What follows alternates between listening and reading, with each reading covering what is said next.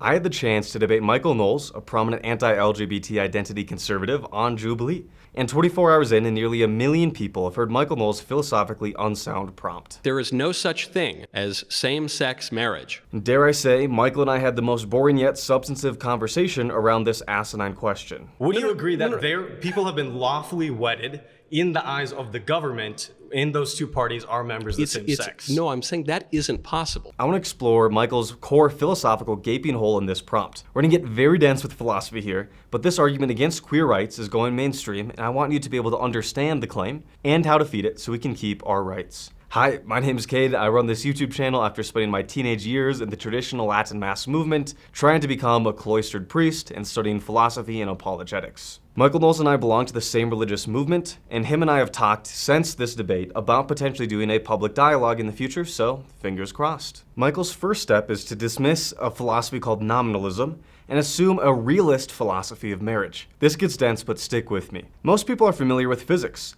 the branch of science concerned with the nature and properties of matter and energy. So like atoms and photons and stuff we can actually interact with. But a good Catholic philosopher is going to use this metaphysical hat. Metaphysics is the study of reality and existence in philosophy and related to ontology. So physics might investigate the molecular structure of, let's say, this microphone, but a philosopher is going to ask, like, what is this microphone? Like, more than molecules, why do we call it that? What separates this microphone from the microphone that's above me? And what is the essence of this microphone? Physical reality is the only one we have access to when it comes to marriage to make knowledge claims. Because remember, marriage is first a legal institution. The social and religious connotations and meanings are all optional from a social perspective. And so the average person is going to be what's called a nominalist in philosophy. It's a microphone insofar as we agree that it's a microphone and that it doesn't exist apart from its physical structure. But a realist like Michael Knowles says that this thing has being apart from just its atoms or social names. So Michael would say that marriage doesn't mean whatever we agree that it means or what we make it mean through legal institutions. Somewhere out there in another dimension, there exists marriage in this like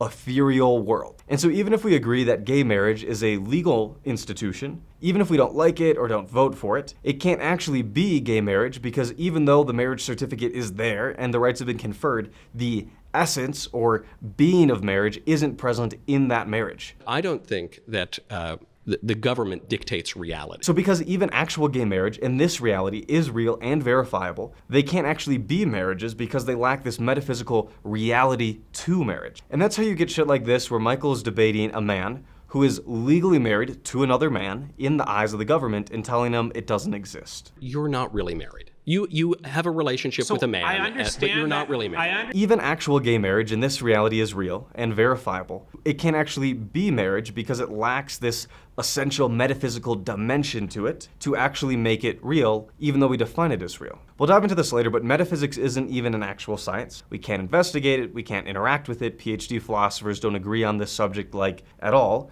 And more importantly, we can't access metaphysics to make knowledge claims about. What do I mean? We can test atoms, we can investigate social contracts and norms, we can even look at cause and effects. But we can't actually figure out the metaphysical reality to marriage. So the reality of marriage is a stupid conversation because it's just yaha, nah, for forever. Because when we disagree, we can't look or test for this metaphysical reality. Okay, so we now have to figure out, like, how do we approach a conversation about a, dare I say, non-existent reality? How do we know the essence of something? Michael Knowles starts this conversation with anthropology. Everyone for all of history everywhere agreed with my view that there's no such thing as same-sex marriage. Okay, our first form of logical fallacy is Michael's appeal to antiquity. This says whatever way we've been doing things, we should keep doing things. Michael is claiming he can access this metaphysical reality of marriage through seeing how people for all of history have seen it. But is that true?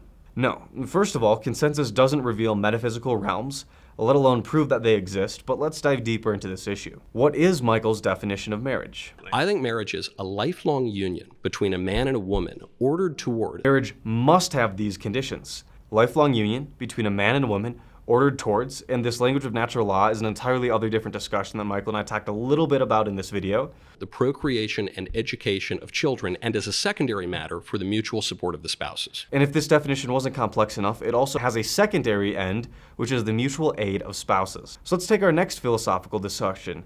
essential versus accidental properties or elements of things. In metaphysics, actual physics, law, or more, there are essential properties or accidental properties or elements, however we want to say it. Or maybe another way is saying, what is the bare minimum for something to be considered something versus optional things that might be there even a majority of the time, but nonetheless don't make it a particular thing. So Michael's saying he's using his eyes to see what people have said marriage is throughout all of history, and that gets us to his definition. From here, people get stuck in the weeds on details around cultures and timelines and societies. Michael asks for an example that contradicts his definition, but it's not entirely hard to do. They say, well, look, I'm sure that there were all different types of marriage throughout history all over the world. And what I'm telling you is, there actually hasn't. Let's remember Michael's essential elements of marriage versus accidental ones that just occur naturally. Marriage must have these conditions of a lifelong union between a man and a woman, ordered towards procreation and the aid of the spouses. Everything else is optional, but those are essential. So in these discussions, when somebody is looking for an example of same-sex marriage before 2001, you don't actually have to provide that as an example, right? Because look at the charge. Michael has to say one man and one woman for all of time, ordered towards procreation and the raising of offspring with the mutual aid of spouses, and you just have to break that definition. I'm just observing nature, and I'm saying that that's what marriage is. And that's where Michael's second fallacy comes in, the Texas Sharpshooter fallacy. And let me set the stage here. When we actually look at anthropology, we see great diversity in marriage. We have differences in the number of partners, such as polygamy in the Bible and Africa, LDS circles in indigenous cultures. We see polyandry in Tibetan marriages, where brothers are all married to one woman. We see non-procreative marriages in ancient Egypt, European monarchies, and native cultures. We see dissoluble or even temporary marriages in Chinese and Japanese cultures, South American Amazonian cultures, and more. And we see marriages without the mutual benefit of the spouses have existed in early church history, arranged Eastern marriages, and other examples. We have societies where marriages are entered into through different rites, understood to be different spiritual significances, different cultural roles, and different rights conferred, different kids, the kids have been raised in different ways,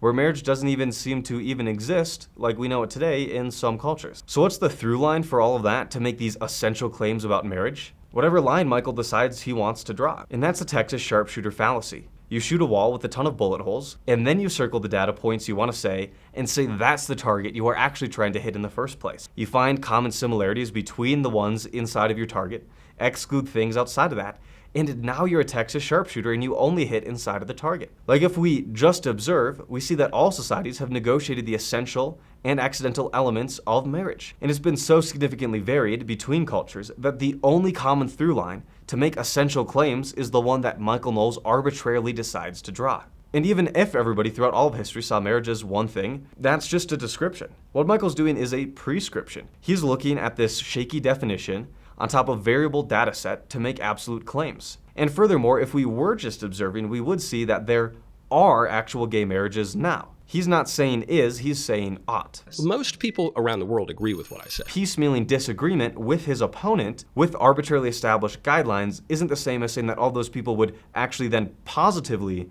agree with Michael's essential elements of marriage that are non-negotiable for it to actually have the essence of marriage in it. Then Michael and I squabble over my particular legal definition of marriage. Your definition of marriage seems to get a little muddled. To say that marriage is a legal arrangement pertaining to family is circular. First of all, circular isn't the right term. If I admit that not all families have married parents, then it's not circular because families isn't the cause of marriage, nor are marriages the cause of families. They're just an institution that can exist around family. But to Michael's point, how can I include family law in a definition if I say that not all marriages create offspring? Well, because not all marriages produce offspring, so it's not necessary. When you get married, you have custody of you and your partner's future children. You have the right, if the kids are there, without having to file new paperwork. Not that you have to have kids to have rights to then have that marriage. Michael makes the case that if marriage requires the ability to have children, in principle or in practice, therefore gay couples shouldn't be able to be married because they lack this essential element to marriage of the ability to have children.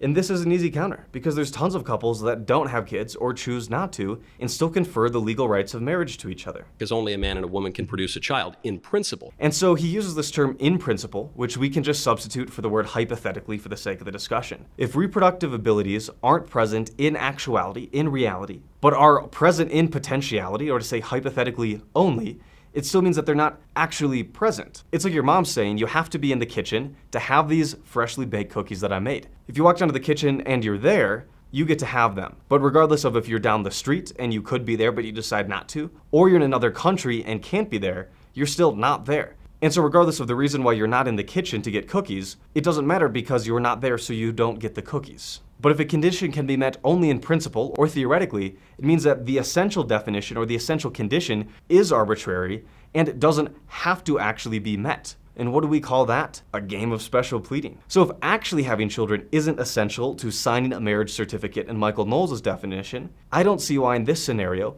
what the reason for people not having kids actually matters. And so if a government would sign the line on a marriage certificate for a heterosexual cis couple that doesn't want to have kids, or a heterosexual cis couple that goes to the marriage courthouse thinking they can have kids, but later they figure out they can't have kids, or a heterosexual cis couple that knows they don't have the faculties to actually be able to produce children, I think then we should still be able to sign the dotted line for gay couples that do want to adopt kids and be participating members of society. And just like straight couples, if they don't want to have kids, they can still have the rights for each other. You could say that there's such a thing as a square ball, but a square ball doesn't really exist. So even though Michael can't show the essential versus accidental elements of marriage, he uses this example of logical impossibility given these elements.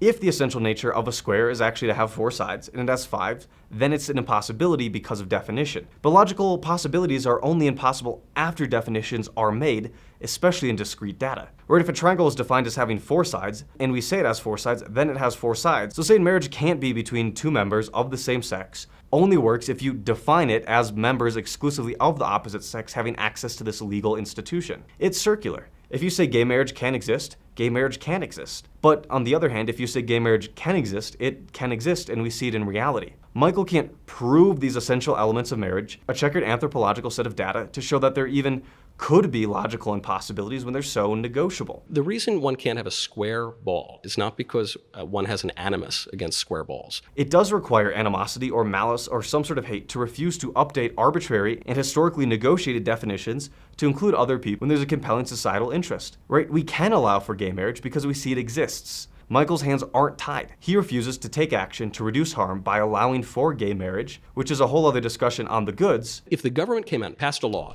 and said that human beings are people with 3 heads and 17 arms and octopus tentacles, that wouldn't make it true. And this is just silly. Appendages to your body occupy physical space. And so yes, passing a law that says physical reality isn't reality would be impossible. But marriage is definitionally a legal and social institution, and so it can change as we pass laws in society. And actually, once it's passed, marriage certificates are physical, weddings are physical, courthouse procedures and rights that have been conferred are physical. And so it's actually Michael Knowles who's the one contradicting actual reality. So when Michael Knowles says marriage is this, the correct response is according to who? Michael, nor I, nor your Buddhist priest, nor your Catholic priest, nor your PhD philosopher, or anybody else in the world can access, define, and prescribe the essential metaphysical reality of what is inherently a social and legal construction. So marriage isn't a question of being or essence of metaphysics. It's actually one of ethics or morality. This is a branch of philosophy that deals with moral principles and good and bad. Or better described, figuring out what we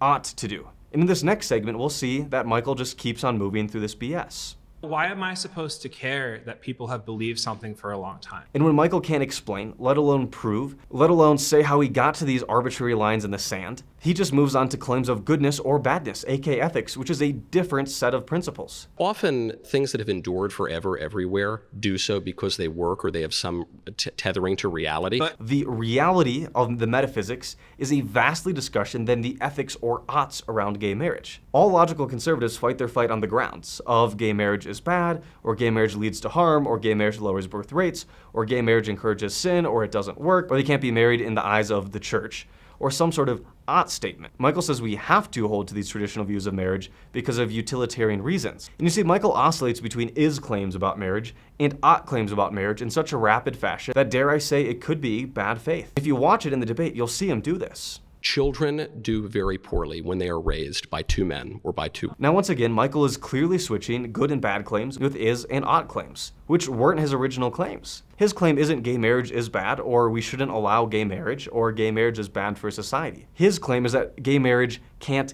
exist. He's not saying it shouldn't exist because he read the scientific papers on either side of the issue. He's saying that even in principle, it metaphysically can't exist, regardless of positive or negative outcomes, And so I think that positive and negative outcomes aren't something you can appeal to if they're not part of your definition and aren't essential to it. And this point is also blatantly false. Check the description down below to see 75 studies that show the complete opposite, why the study Michael counter-cited is actually wrong, and a book from an expert on this topic who's actually done research. We empirically know that the truth is that kids from same-sex couples, when similarly situated, do just as well, if not better, than kids of straight couples. So what about the right of a kid to have his natural mother and father? Because when the rubber meets the road in gay marriage, it's not just two people living together. Once again, we go back to essential versus accidental elements. Even if we grant that kids of gay couples do worse, there's two big flaws in this. One, not all gay couples have kids. The rubber doesn't always meet the road. And two, people's rights aren't dependent on statistical class criteria in studies for the outcomes of kids. That's what rights are for. Just because marriage enshrines rights for future families, it doesn't mean that that always happens in straight or gay couples. And so yes, oftentimes marriage is literally just living together. Whether it's a straight couple waiting until a spouse is done with college, or an infertile couple not having kids, or a gay couple deciding not to adopt. Not having kids doesn't mean that in societies throughout the world historically that people could not have been married in the first place. Who's doing anthropology now? And to address a rebuttal is that Michael Knowles might be using anthropology and metaphysics and social harms that point towards the reality of metaphysics, but we can't actually know that. We don't have a reliable matrix to make determinations about non-existent realities. Arbitrary signs and clues to absolute realities are just conspiracy theories, not philosophy or science. Our laws allow people to live the way they want insofar as we're not impeding on other people's liberties or harming others. So now are what's called an axiom in ethics or morality or philosophy. Let's build a society where we give people as many rights as long as it doesn't take away from others. Isn't an empirical or scientific claim. I grant that. But if you can't enter this discussion without affording maximum freedom from a governmental level, regardless of your views about how society or groups ought to view and inculcate virtue and ethics and morality and good standing, but without enforcing it with state violence, then what are you even doing in this discussion? And you see, that's where Michael's religious tendencies show. What causes somebody to use logical fallacy, special pleading, with rapidly switching between metaphysics, ethics, and bad science? Divine command theory. That's the only way this makes any sense and you can make this all fit together. You start with the conclusion of God says being gay is wrong and we can't have gay marriage because he built it that way for all people. And then you make up reasons to pretend it's actually a secular idea. I think of Michael's arguments in this debate as him as a bullfighter in the middle of a ring, holding up a red flag and hoping people get lost in the weeds on secular arguments. And once they run past him and take that flag out, they realize that he's still standing. Why? Michael keeps switching between these claims because it's not the core reason why he believes these things. His church, his religious group told him what to believe, and this entire debate was him trying to rationalize those positions. After all, theology being faith-seeking understanding admits that it all starts with the Catholic faith. And then you start backfilling with random reasons. And so if you want to follow your church's faith, awesome, like kudos for you, man. You have the freedom to do that. But you can't use your faith to take away other people's rights. And that's where we loop back to the beginning of this discussion. Michael Knowles and I were part of the same underground religious movement, and I was taught these same things. That because God has revealed that he built reality in a certain way, we can then engage in discussions around reality by cherry-picking facts, pulling crazy hypotheticals, and other bad faith efforts. And then once we're pushed on any of those issues, we just resort to another secular reason. And when all of the legs have been knocked out, you just resort to, well, God said so. And that, my friends, is what Michael's trying to do with the government. And so I hope that you found this video helpful. I know it was super dense and we went through a lot of philosophy, and there's so much more that we could go through. And what I said about philosophy is super simplified to actually make this all accessible. So I hope this video kind of showed you what the argument is that a lot of conservatives make that gay marriage can't exist, even though it does exist, and some of the counters that you can use in conversation. If you want to dive deeper into the philosophy or the social ramifications of this issue, feel free to join my Discord server for $1 a month. This is a great community of people deconstructing faith or reconstructing faith at different points on their own journeys in one group setting to talk and hear each other out. I love the group, and that $1 a month or higher tiers on Patreon make all of this work possible so I can fly out to debates to confront people like Michael Knowles in conversation. And I always like to end my videos talking to somebody who might be super Catholic and watching through this video. My word of advice, if you're looking to leave, is that it does get better. Leaving the faith is not an easy thing, it's not a simple thing, it's not a fast thing, but it has made at least my life significantly better and the lives of a lot of other people out there.